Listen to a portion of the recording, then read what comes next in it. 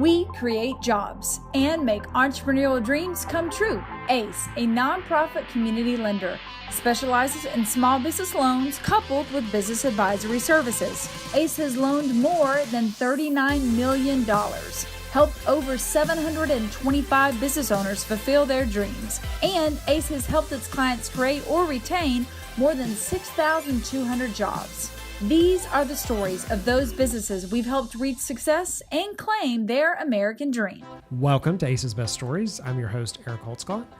We're speaking today with Karen Earp. She's the owner of Pop Bubble Tea and Coffee Bar. And we have some of your product here. Pop Bubble Tea and Coffee Bar. See if I can get that right. So thanks so much for joining us. Sure. Glad to be here.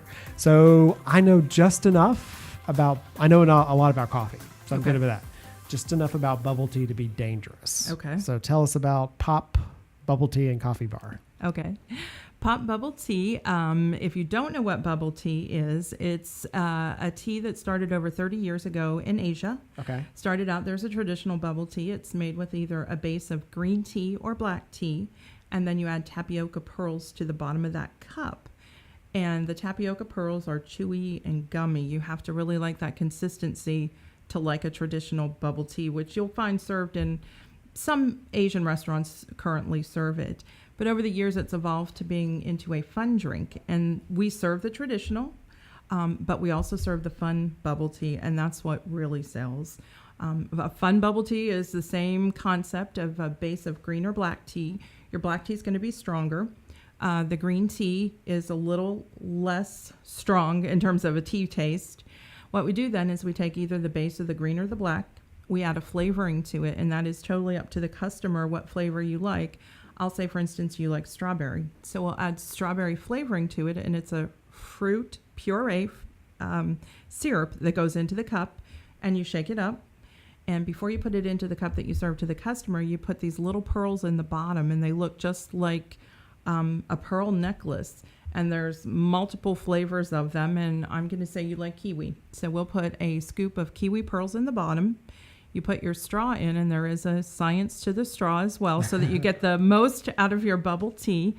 There's an angled end, and then there's a flat end. You have to put the angled end into the cup so that whenever you suck up the pearls, they actually come through the straw. And when you bite down on them, they'll have a burst of flavor. And you use kiwi, so you now will have a strawberry kiwi bubble tea. And so that's what we have here, right? Correct. And so you got the pearls are down at the bottom. Yes. Yeah. They do stay at the bottom, and you just have to be careful not to take a big gulp of them because you could potentially choke. Yeah. Which we don't want anyone to do. Right. And when the pearls actually pop in your mouth, they're not like a pop rock. It's a very small pop. Yeah. And you'll just get that burst of kiwi flavor. So how the heck did you end up in this business? Well, believe it or not, I've always wanted my own business, just didn't know what it was. We moved here about 4 years ago from Charlotte, North Carolina. Okay. And my daughter and her friends found bubble tea. And I was taking them to get bubble tea just about every week. And I thought to myself, this is getting really old and this is getting really expensive to do this every week. So I talked to my husband, and we decided, maybe we could open up a bubble tea store. We currently live in Kennesaw, and there was nothing close to us. So we were always driving to get bubble tea. So we did a little bit of investigating on, what the audience is. So we did a little bit of snooping at some other bubble tea places and kind of the flow of traffic, the time of the day of the week, the actual customer that's coming into the store. We realized that it is a specific age group for the most part, and that's between the ages of 10 and 40. Yeah. So that's really the group that loves the bubble tea. So as we talked more, we thought, we can do this. So the first step we did was try to find a place to have the bubble tea store because... So you started off with location. Location. Yeah. And honestly, the saying location couldn't be truer with this particular product. This isn't a product that you could put it in a mall, but on a Tuesday morning at 10 o'clock, who's at a mall? Right. You're not going to have a lot of traffic. You really need foot traffic and driving traffic. So what we did is we found a perfect location in Ackworth where we are in a shopping center very close to a Kohl's, There's a Glitzy Chicks. There's a nail salon. There's a Staples. There's a movie theater, and there's restaurants, and there's also banks. So you have sort of traffic all day. All day. Yeah. From the time 8 o'clock comes till 11 o'clock at night. Now our hours are not till 11 at night, but we do open at 8 in the morning, and certain days we're open till 10 at night. So is this something people do for breakfast? Is it a breakfast thing for some people? It can be, yeah. Believe it or not, a lot of kids stop in before they go to school. Okay. So they can have their bubble tea with them. Yeah. But we also serve coffee, and we have 40 flavors of hot tea. Okay. So we do kind of spread it out, but the bubble tea is really the main product, and we also sell pastries. They go very well with bubble tea. Yeah, I can imagine. Yeah. It sounds like a good alternative. We always do dinner and then dessert later. Yeah. They'll offer dessert at the end of the meal, and we're like, no, we're going to go somewhere. So Yeah. we're going to go do something different. And this sounds like something you could do that would be different. And it is. The actual store itself is set up like a living room. Yeah. So that when you come in, we have couches and soft chairs, and the atmosphere is very clean and very soothing. It's not walking into a very crowded coffee shop where you really can't hear yourself and there's not much seating. So this is really a place where we wanted people to come in and feel warm and welcome when they came in. So if they felt they wanted to sit down and have a conversation with a friend, they could, or they could take their bubble tea and go out the door. Go out the door. So you started off, you said location first. Correct. What was after you identified a location? After we decided on the location, then we started to say, can we do this? When you start to do the adding up of how much is the rent, the insurance, the materials that are needed to make the bubble tea, how did we want to decorate the store, check to see if this was something feasible that we could manage. And we determined that it is. We also had the opportunity, I started to look up the SBA, and through that I got connected with the Edge Connection, which is part of the SBA. It's the women's organization. And then through the Edge Connection, I had the opportunity to go for a business loan through ACE Loans. Okay. So that was a perfect opportunity. Being a minority as a female, I was able to go through ACE and get a loan, and Tory Burch even took down some of the interest rate on it. Oh, wow. Awesome. Yeah. So as you talk about, and Tory Burch is an organization? Tory Burch is a designer. Designer. Okay. Designer. And she looks for women. She tries to give opportunities to women that are trying to start businesses. And through ACE, they went and followed whatever procedure was. And by going there, we were able to reduce our interest on our loan by 2%. Okay. All right. So it's kind of great. Yeah. That's helps. Definitely helps. Everything helps. Yeah. So you decided to build this business because you're taking your daughter, you're driving her all over like, this is ridiculous. There should be one nearby. And that is Correct. something like, if you're driving to something, it's maybe something like this should be near me, right? Exactly. But your background in general, like you said, you'd always wanted to do a small business, but what have you done? Like, what's been your career path to this? It's kind of interesting because I have a very varied background. I actually studied and went to school to be a teacher and taught school for 2 years as a first grade teacher. Okay. Then had the opportunity to go into the airline industry in sales and marketing. Did passenger sales for a while, and then went on to the cargo side of an airline, which is where I am currently now. I do transportation and logistics. Okay, so this is a side hustle for you. Correct. Okay. Correct. Although they're both full-time jobs. And starts at 5 and ends at midnight some days. Yeah, we say that. Everybody's like, oh, you're doing a side hustle, which is as many hours as your primary job or more. If right? not more. If Correct. not more, yeah. Correct. So the drive to do it, was it just you wanted something different? Is it something you want to transition to eventually? Like where does this fit in your plan? All the above. All the above. It does. It was something that my husband and I thought, this is something we could do as we get older towards retirement age. And it's something that we can, our daughter's very involved. She's 14, but she is really the trainer, the social media person. She does a lot of the things for the people in her age group. Very thoughtful in the way we designed the store. We took 4 columns in the store and painted them with chalkboard paint. So what kids do is they'll leave a message for a friend and post it and say, hey, I left you a message at Pop, go read it. So it's kind of very creative on attracting the right group of people in there. That is the age group. We really thought that this is something we could do as we get older, and we could leave it to our daughter to do with it as she chooses. However, we also are looking at franchising. We've been. So this is your own concept. It's our own concept in terms of the way we've designed it and how we present it to customers. There are some other bubble tea stores that are a little more regimented in their menus. This is what it is, and this is how we make it, and this is how you'll drink it. We're not like that. We give you a step-by-step instruction on our menu and tells you how to order, what to pick. We have drinks already made up, which are unique to us. Our employees, we kind of ran a contest and said to them, if you think up a drink and we put it on our board as a menu item, for 1 month, you'll get 10% of the sales of that drink. Oh. So it was a great little incentive for them to be creative, which they were extremely creative. On our menu, we have 5 drinks that we've featured, and we've trademarked those now. So you did 2 things that are very sort of advanced techniques. So the word of mouth marketing. So like leave a message and somebody needs to show up to pick it up. That's a really cool way of driving traffic. That's not your traditional marketing. And then in giving your employees an incentive for participating in the program, not just, hey, come up with an idea. Yeah. No, they love it. They love to experiment with things. We had an anime event at our store maybe 4 weeks ago, and they met with 2 of our customers who wanted to bring an event to our store. So 2 of our employees, along with my daughter, met with 2 anime people, and they created 5 drinks specifically for that event, which we're going to actually put 2 of them on our menu because everybody loved them so much. Yeah, so they have specific names. And again, we tell a customer, we've made these. They're tried and true that they are good. You can try one of those or you can make one of your own.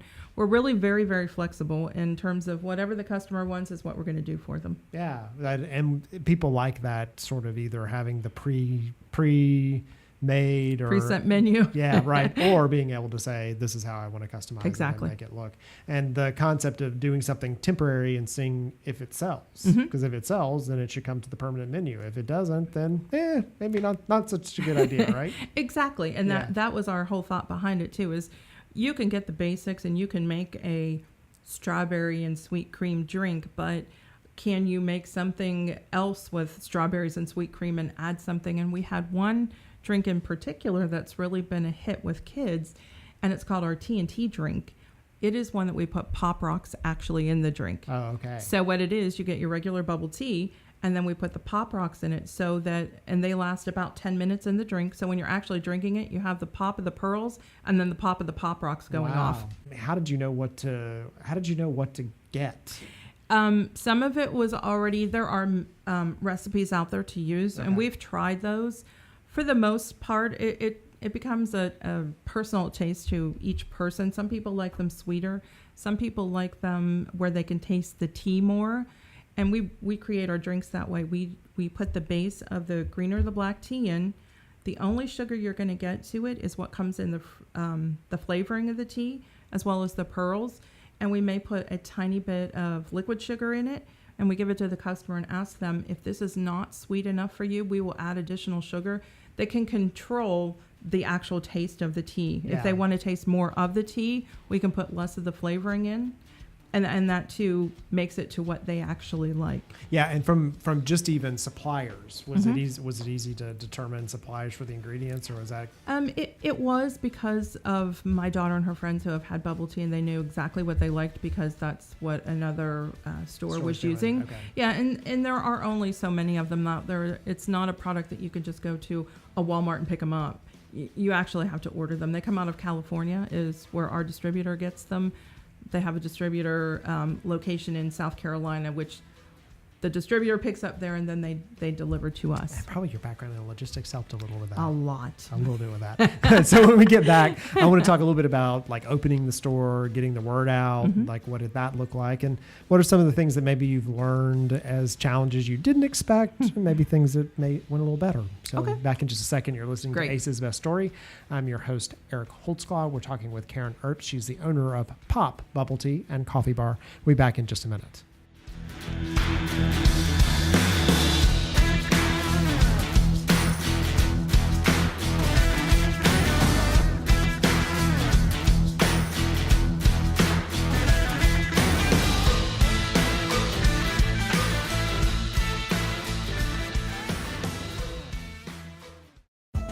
If it wasn't for ACE, my business may have closed in 1 year. If it wasn't for ACE, my business wouldn't be expanded as much as it's expanding right now. They were there for me at the time of my need. If it wasn't for ACE, we would not be here today. Yeah. If it wasn't for ACE, I would very much still be cooking at an hourly rate, and I would have never impacted hundreds of lives and an entire community. I still remember going to different kind of banks, big banks, and with papers, and these people send me back because I don't have, I had experience in the restaurant business, but I don't have, everything else this bank needed, and I believe in me. I did the research in Adult Day. I had experienced it personally because my grandfather had Alzheimer's, so I wanted to do the business myself. Get into it because I knew I could make a difference. Initially, when we started, there was only one person, which would be me. And then the company have grown from 1% to 8, and we provide quality assurance, quality control testing for FDA-regulated companies. I think Grace not only completely understands what it's like to start off in an office connected to your laundry room or wherever she was, but she also understands the growth process, and I think that she does an excellent job of making sure that everybody who works with ACE has an understanding of the kind of struggles and celebrations that you can have. ACE has helped us with putting our business idea into the market, working with us with the business actually working, actually showing us, guiding me personally how to solve some of my marketing issue problems or with the business planning. You don't meet many lenders that are invested in your success. And, from their classes or presentations, seminars, they really do have a vested interest in your success.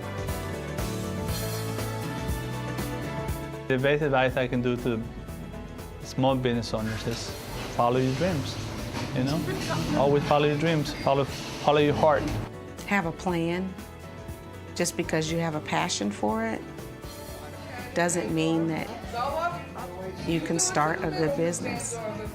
Get ready for the ride of your life, and definitely make sure that you look out for fantastic resources like ACE. ACE is a way to go. You're just the best.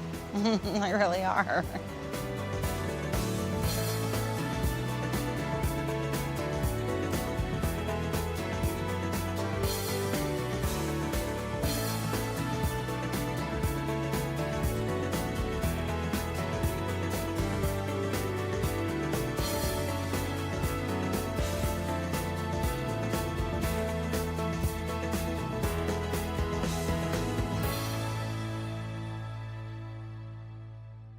And we're back. You're listening to Ace's Best Stories. I'm your host, Eric Holtzcott, talking today with Karen Earp. She's the owner of Pop Bubble Tea and Coffee Bar. If you do not know what bubble tea is, you need to look into it. So it could be an interesting new after dinner dessert thing, or maybe something on the way to work, or whatever you decide to do. So I wanted to talk and bring you back to when you decided to open the store. So you find the location, you find the ingredients, you get the store ready. Did the store open when you wanted it to? No. It didn't. Not at all. It didn't for a couple reasons, and I think if you look at any business, the best laid plan doesn't always work. And there are many reasons why it didn't, from the contractor, finding the right contractor who would want to do a small job, because this was a small job. Oh, so it was. How big is the store? 1,620 square feet. Okay. It sounds like my basement. I'm doing my basement right now, and finding a contractor to do the basement is like, it's not big enough. They want to do the whole house. Exactly. Yeah. They want to build a building. They didn't want to be bothered with a small space. And when you open up a business in the city of Ackworth, and I'm assuming this probably holds true for a lot of places, you have to have a licensed commercial contractor who first pulls the permits, and then your licensed plumber, and then your licensed electrician falls under it. So for that reason, that was a process that took longer than we really thought that it would. But once we were able to get things rolling, that moved fairly quickly. But at each step, you then have to have an inspection by the fire marshal from the health department we have to have a grease trap in our store, believe it or not. While the only thing we do is boil water, you still have to have a grease trap. And we ran into, and a grease trap has to go into the floor. So it was a concrete floor, which had to be jackhammered out. Oh, wow. And had to go through 3 grease traps to do it. So that pushed the process back. And you don't use it? No. It's there. It catches water every day as the water goes down, but there's really nothing else for it to catch, to be honest with you. So, till you go through the process of finding. So, and as a business owner, I just want to ask, do you think, like, I mean, you're like, what crazy person wrote this? Do you think that? Always. I do. I'm like, what? Who did that? Who wrote that rule? It's like, what? I get it if I'm baking, cooking, frying, whatever. I boil water. Yeah. That's it. And I put tea leaves in. That's it. No grease. No grease. No nothing like that. So, okay. I mean, until you get through the contracting and you get your inspections scheduled, because it is strictly on their schedule. It's not when you're done and ready to go. It's when all of the other people are. So it was held up about 3 months. It took us 3 months longer for some of those reasons, and painters and all of that. But in the long run, to be honest with you, we started the process in August and we were opened on February 8th. Okay. So 6 months. It's not bad. No, it's really not. Once everything started to roll, then it really did go quickly. Yeah. And so from a marketing to tell people that, hey, we're here and we want customers, because you wanted customers in February. Mm-hmm. It's like, you opened your door. Yes. How did you plan the marketing? Did you start to do it too early? Did you know based on the timeline when it needed to start? We did. What we actually did, we did a soft opening, and the soft opening was February the 8th. Our grand opening and official opening is February the 18th. Okay. So on the 8th, we opened our doors and didn't tell anybody for the most part. The neighbors in the complex knew, obviously, and the employees. It gave the employees 2 weeks to get used to making the bubble tea, to get the process down, to get the pastries, the pricing, the inventory, the way that the point of sale system is used. So those 2 weeks, I would highly recommend anybody, maybe not a 2 week period if you're not doing a whole lot of things, but it really, and every employee said the same thing. We're so glad we had a few trial and errors in the beginning, because when you really open your doors and let the gates open, that's when you want to have it right, and we had it right. And that even opening it that way and letting customers know that's what's going on, because I've participated in some soft openings where I've been the quote unquote customer, and coming in the door, this is a soft opening. So I may wait longer than I expect. My food may not be exactly right. They may not have to get it billed to me. Those kind of and it helped me be in a better space than when you go. I've been into restaurants where it was their first night opening, and it was really their first official night opening. Yeah. And it's almost more annoying because they didn't tell you, hey, we're doing a soft opening. Yeah. Yeah, I think it worked out really well, and the employees will be the first to tell you they were so glad that they did. And when we did the hiring, again, we wanted to make sure our target audience is between the ages of 10 and 40, and we had more high school and college kids apply for positions.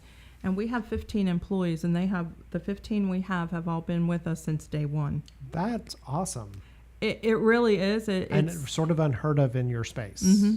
It is. They love coming to work. They love the atmosphere. It's a fun place to be, and we always tell them, we want you to be happy when you're here, because if you're happy, the customer is going to be happy. So they greet the customers. Several people don't know what bubble tea is, so they do take the time to walk them through it and explain it to them and ask them what they like. Do you like citrus? Do you like fruity flavors? Do you like a coffee taste? So it really helps the customer as well. And now that the employees have done it for so long, they do have their favorites, and they'll be the first to tell you what their favorite is. Yeah. So talk to me about managing it then. So if it's your full-time side hustle. It is. So do you have a manager in place? We have team leaders, okay, or what we call them. We have one person that is the head of the team leaders. I guess you could say a manager, but she's in college, and she works the day shift Monday through Friday. She does our scheduling, but my husband and my daughter and I are really involved a lot in it. My husband does all of the IT. He's the tea maker a lot of times. He and my daughter did the recipes. My daughter does all the training of the employees, all the updating of the manuals, everything that we have. And I'm really the social one that goes out and brings the people through the door. Marketing, one thing that we did early on, we were the first test customer for the movie theater behind us in our complex for digital advertising. So like when you walk into the movie theater and you have posters of movies, they're now digital. So at the NCG theater that's behind our building, we were the first digital customer of theirs. So we were able to create our ad, and actually they helped a lot to create it. And it's shown 216 times an hour. So if you're standing there waiting in line to see 216 times an hour. An hour. Wow. Between 4 different screens. And it's not the one where you're sitting down watching previews. It's out in the lobby. Yeah. So when you're getting your popcorn or you're waiting in line to get into the movie, that's when you're going to see us popping up all over the place. Well, and looking for those complementary relationships, you know, the, hey, bring your movie ticket in, or do the following thing, where you've got people near you who can send traffic. It's exactly what we did. At the bottom, bring your movie ticket in, you get a percentage off or a dollar amount off. That way we can measure if our marketing is working. And that was one thing that we really wanted to do, because we know that a lot of people go to the movies. Wintertime's a good time. You know, summer is good as well. But it incentivizes people to come over to the complex to, you know, either eat a meal and then come to us, or come to us right after you've already seen a movie. So they've been really good, and we have a link on their website. It links directly to our website, which was great. So the marketing for that piece has worked incredibly well. Yeah. We do Facebook, we do Instagram, we do